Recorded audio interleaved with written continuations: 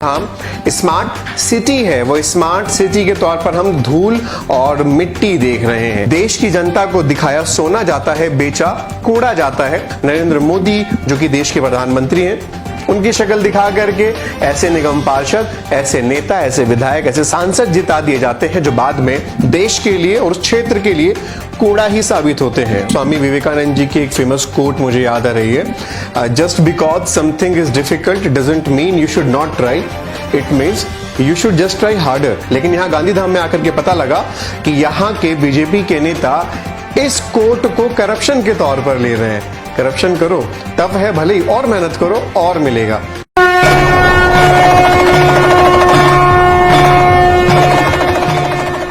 Corruption अगर हो रहा है, साफ सफाई अगर नहीं हो रही है, तो क्या ऐसा दिल्ली में ही है या भारत के अन्य राज्यों में जहां पर बीजेपी शासित एमसीडी या नगर पालिका कहा जाए बीजेपी के अंडर है, वहां की व्यवस्थाएं क्या हैं? इस पर ज्यादा बातचीत करने के लिए आज हम गुजरात आए हैं और गुजरात के गांधीधाम से जोशी समीप जो कि लीडर ऑफ अपोजिशन है, कांग्रेस से हैं, हमारे साथ हैं। सर, वी हिंदुस्तान न्यूज में आपका स्वागत है। धन्यवाद, आपका भी खूब खूब आभार। ये जानना चाहते हैं कि जैसे दिल्ली में बीजेपी एमसीडी में है और आरोप उन पर लगते आए हैं कि सफाई नहीं हो रही है, करप्शन बहुत हो रहा है। आपके यहाँ गांधीधाम के नगर पालिका में भी बीजेपी है, क्या लगता है क्या यहाँ पे सब कुछ ठीक है? जी नहीं, जहाँ तक आपने सफाई की बात करी, ये गांधी का गुजरात है और गांधी जी हमेशा सफाई के लिए अपने आप लगते थे। अपने आप सफाई को उन्होंने बहुत सारा महत्व दिया है। यहाँ मगर सफाई होती है 2 अक्टूबर की मात्र उनके भारतीय जनता पार्टी के पार्षदों द्वारा फोटो सेशन में ही उनकी सफाई सीमित है। पूरे शहर की हालत यह है, कोई भी ऐसा क्षेत्र नहीं है, चाहे वो झुप्पड़पट्टी हो, चाहे पोर्स इलाका हो, मध्यम वर्गीय इलाका हो, कोई भी ऐसा इलाका नहीं है जहाँ पर साफ सफाई रोजिंदा होती हो, रोज के रोज हर घर से कचरा ले आ जाता हो, मगर ऐसा कुछ भी नहीं होता है। हालांकि उन्होंने कॉन्ट्रैक्ट दे रखा है साफ सफाई के लिए। यह कॉन्ट्रैक्ट भी उन्होंने टेंडरिंग की प्रक्रियाओं को नहीं किया है। अच्छा। बिना टेंडरिंग किए हुए साफ सफाई के कॉन्ट्रैक्ट यहाँ पर दिए जाते हैं और ये सारी बातें जो नगर पालिका के अधिनियम के खिलाफ है, ये सारी बातें लोकतांत्रिक प्रक्रिया के खिलाफ है, हमारे बंधारण के खिलाफ है। उसके बावजूद सारी प्रक्रियाओं को घोल मिलाकर, क्योंकि यहाँ से लेकर केंद्र सरकार तक उनकी सरकार है, हमारी आवाज़ों को दबाया जाता है। कई बार हम इसके लिए कलेक्टर में, म्यूनिसिपल कमिश्नर्स में काफ़ी इनकी जो है फरियाद लेकर जाते हैं, मगर हमारी कोई सुनवाई नहीं होती है। और होता यह है कि बिना टेंडर किए हुए सफाई के सारे कॉन्ट्रैक्ट दिए जाते हैं जो करोड़ों रुपए के हैं, जिसमें आज रोज का रोज कचरा घर घर से उठाना है, मगर घर घर से रोज का रोज नहीं, एक के बाद एक दिन के बाद किया जाता है। इस तरीके के हालात हैं। कई इलाके तो ऐसे हैं कि जहाँ पर हफ्ते भर तक कोई नहीं जाते हैं। हमारे पास पहले सफाई कामदारों की व्यवस्था होती थी, जो हमारे परमानेंट कर्मचारी हुआ करते थे। डे बाय डे हमारे वह कर्मचारी रिटायर्ड होने की वजह से ये कम होते गए और कम होने के बावजूद कभी भी इन्होंने इन जो सफाई कामदारों की भर्ती आज कई सालों से उन्होंने ये नहीं करी है। उसकी वजह से जो हमारे भाई हैं सफाई कामदार, उनको रोजगार नहीं मिल पा रहा है और यही काम वो कॉन्ट्रैक्ट के माध्यम से कर पाते हैं। वहाँ पर उनका शोषण होता है, उनको सही पगार नहीं देने में आती है, ना उनका प्रोविडेंट कटता है, ना उनकी ग्रेजुएटी कटती है। तो हर तरीके से सफाई कामदार का भी शोषण है और शहर का भी अहित हो रहा है। क्या यहाँ भी जैसे दिल्ली में वादा किया गया था कि कॉन्ट्रैक्ट के जो कर्मी हैं इनको पक्का किया जाएगा, क्या इलेक्शन के टाइम यहाँ भी ऐसे कुछ वादे किए गए थे? इन्होंने सफाई कामदारों के लिए ये वादा, हमारे यहाँ पर सबसे बड़ी समस्या है कि जो गांधीधाम नगर पालिका की जहाँ तक बात है, हमने कॉन्ट्रैक्ट बेसिस पर कई रोजमदारों को लगा कर रखा हुआ है। आज करीब नहीं होंगे तो कम से कम 250 से 350 लोग हमारे रोजमदार हैं, तो डेली वेजिस पर, जिसको हम कहते हैं डेली वेजिस पर लगाए। इन डेली वेजिस के जो 275 से अधिक कर्मचारी हैं, उनको सालों से वही सैलरी डेली वेजिस के हिसाब से जो देना चाहिए वही दे कर रखा है। और वह लोग को कभी, हर बार वो लोग इलेक्शन के टाइम पर ये हमेशा उनको एक आश्वासन देते हैं कि हम आप लोगों को नियमित कर देंगे, आप लोगों को कायमी कर देंगे, मगर ऐसा होता नहीं है। तो ये जैसे एक आरोप दिल्ली में ये लगते आ रहे हैं कि किसी वार्ड में 50 या 100 सफाई कर्मचारी हैं, तो कागजों में तो 100 होते हैं, लेकिन फैक्चुअल ये होता है कि कम होते हैं, कई लोग होते ही नहीं है, फेक उनकी एंट्री होती है, अटेंडेंस होती है। क्या ऐसे कुछ आरोप यहाँ भी हैं? बिल्कुल, ये आरोप जैसा वहाँ है उससे भी बदतर हालत यहाँ पर है। अच्छा। स्थिति यह है कि हर एक विस्तार के अंदर जो कर्मी चाहिए वह कर्मी न कॉन्ट्रैक्टर लगाता है न म्यूनिसिपल लगाता है। अच्छा। फलस्वरूप हुआ यह है कि पूरा गांव गांधीधाम आज गंदगी धाम में बनकर रह गया है। गांधीधाम गंदगी धाम में बन के रह गए, एक बड़ी बात है। और क्या क्या चीजें हैं आपको लगता है, जैसे टेंडर की आपने बात की, अमूमन ई टेंडरिंग प्रक्रिया सरकार इसलिए लाई थी कि एक कंपटीशन का दौर आएगा तो जो काम 10 रुपए में हो रहा है, 10 कॉम्पिटिटर होंगे तो 5, 6, 7 तक भी वो होगा। लेकिन पहले वाले कॉन्ट्रैक्टर को ही लोगों से, यानी अपने जीते हुए निगम पार्षदों से उन्होंने हाँ करवा लिया और उसको ही टेंडर दे दिया। ये प्रक्रिया तो कहीं ना कहीं सरकारी धन का दुरुपयोग भी तो कहा जा सकता है।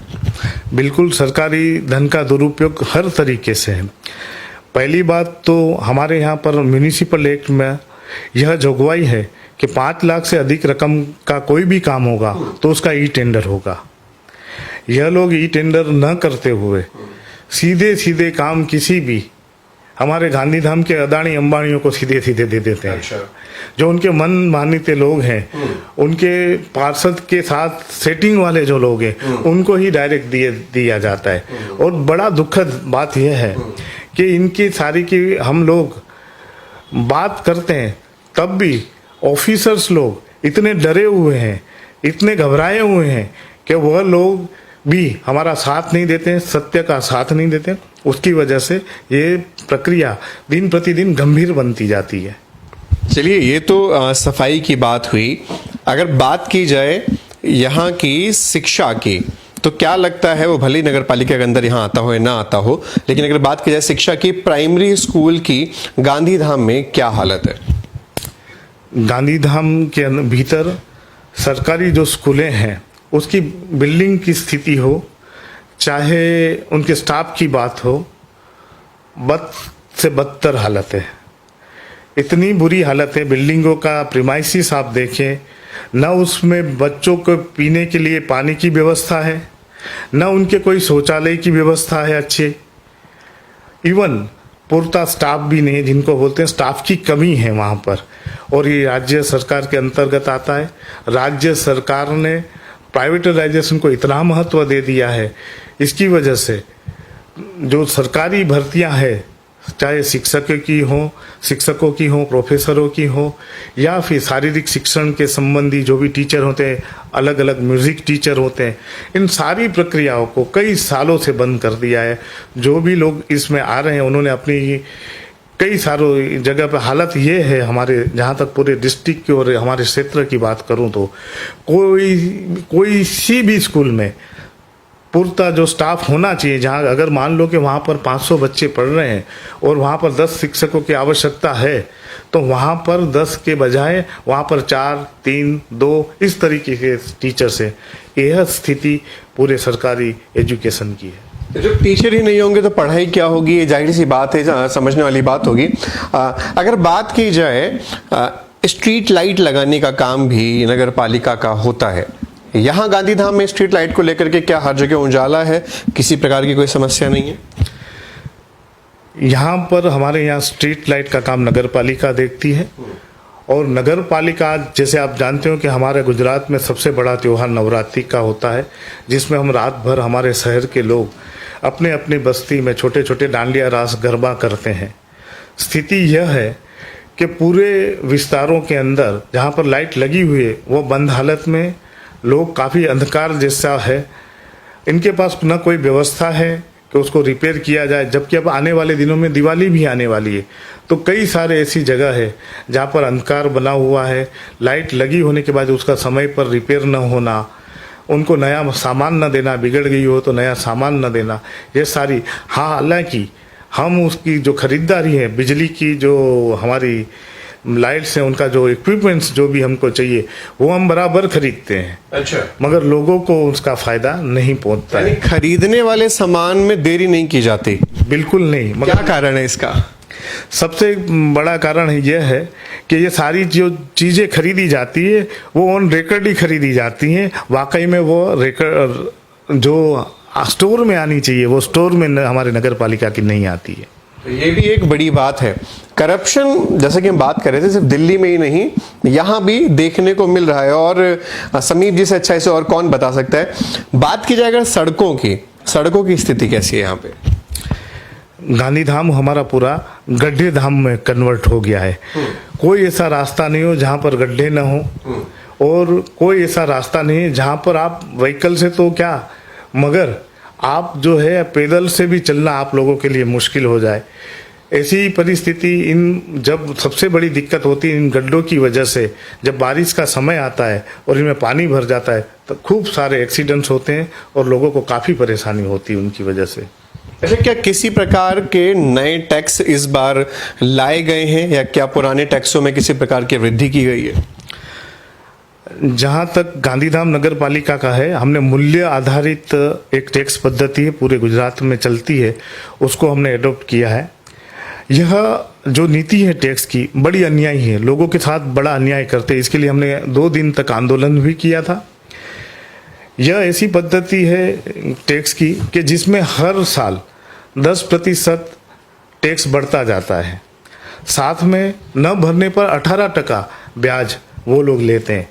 जब आप कई गलती से भी अगर भूल गए आप उनका टैक्स भरना या 2 साल हो गया तो वो लोग 18% का ब्याज लेते हैं, जो कहीं पर भी नहीं लिया जाता है। 18% ब्याज लेना यानी कई बार तो ऐसा होता है लंबे अरसे में कि जो मुदल होती है उससे ब्याज बढ़ जाता है।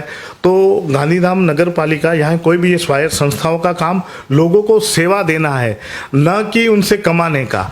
जो यहाँ पर हमारी जो टैक्स पद्धति है वो हमें सेवा के बदले में टैक्स लेना नहीं है, मगर हमसे वो लोग कमाई कर रहे हैं, वो बात गलत है।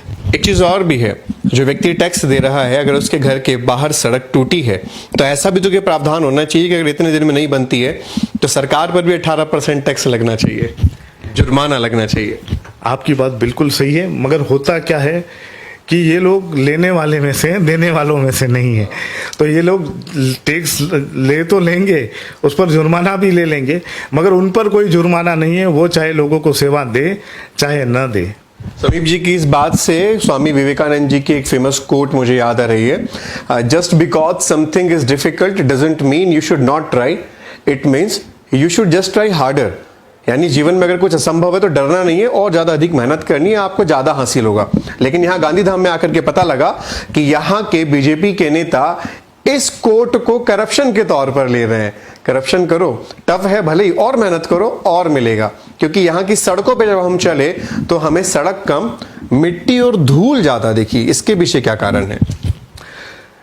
यहाँ पर मिट्टी और धूल ये 2010 के अंदर तय किया गया था कि ये स्मार्ट सिटी में ये तो आता है। सबसे पहले बात जो मोदी जी कहते हैं उस स्मार्ट सिटी में गांधीधाम भी आता है।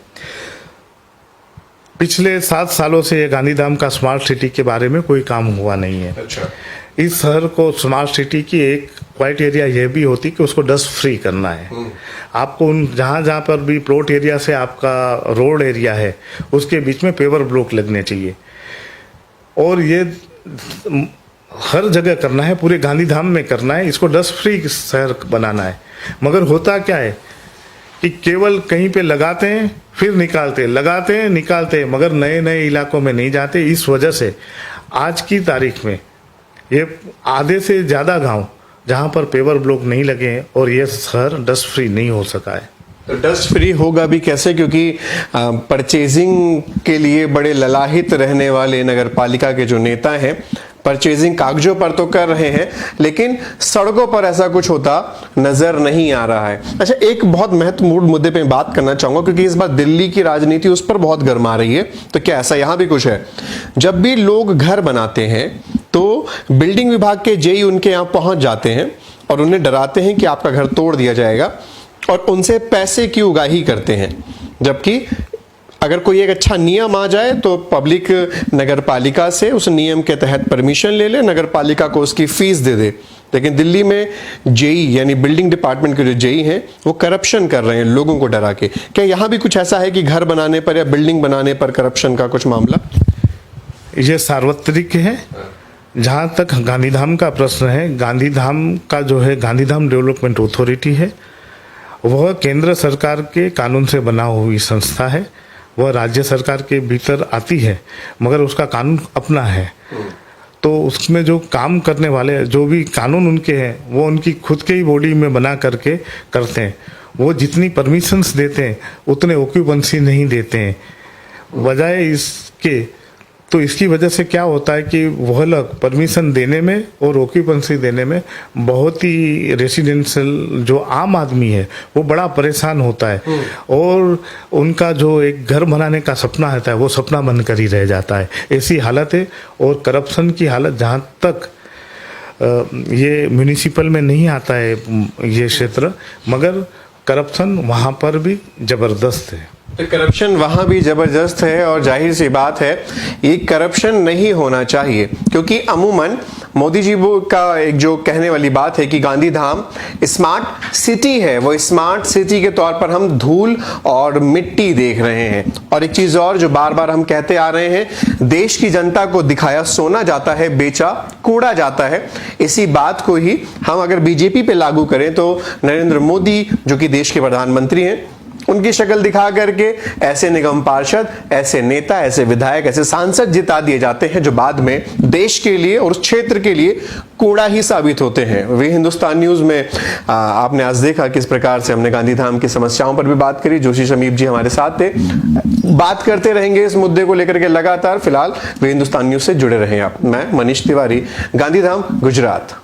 गांधीधाम स्मार्ट सिटी है, वो स्मार्ट सिटी के तौर पर हम धूल और मिट्टी देख रहे हैं। देश की जनता को दिखाया सोना जाता है, बेचा कूड़ा जाता है। नरेंद्र मोदी जो कि देश के प्रधानमंत्री हैं उनकी शक्ल दिखा करके ऐसे निगम पार्षद, ऐसे नेता, ऐसे विधायक, ऐसे सांसद जिता दिए जाते हैं जो बाद में देश के लिए और उस क्षेत्र के लिए कूड़ा ही साबित होते हैं। स्वामी विवेकानंद जी की एक फेमस कोट मुझे याद आ रही है, just because something is difficult doesn't mean you should not try, it means you should just try harder. लेकिन यहाँ गांधीधाम में आकर के पता लगा कि यहाँ के बीजेपी के नेता इस कोट को करप्शन के तौर पर ले रहे हैं। करप्शन करो टफ है, भले ही और मेहनत करो और मिलेगा।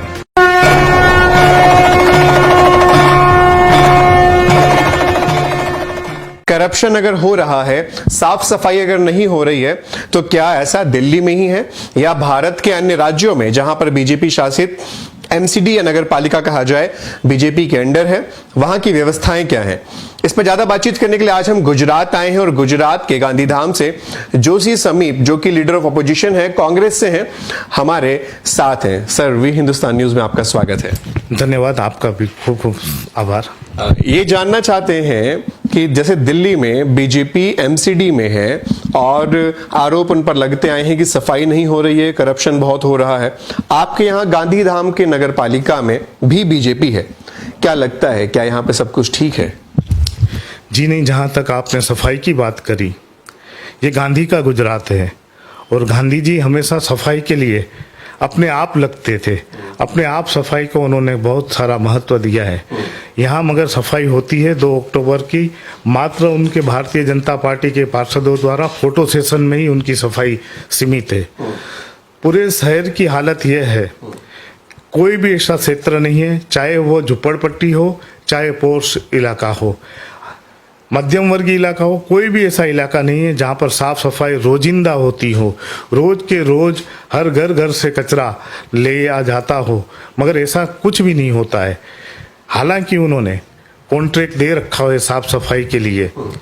यह कॉन्ट्रैक्ट भी उन्होंने टेंडरिंग की प्रक्रियाओं को नहीं किया है। अच्छा। बिना टेंडरिंग किए हुए साफ सफाई के कॉन्ट्रैक्ट यहाँ पर दिए जाते हैं और ये सारी बातें जो नगर पालिका के अधिनियम के खिलाफ है, ये सारी बातें लोकतांत्रिक प्रक्रिया के खिलाफ है, हमारे बंधारण के खिलाफ है।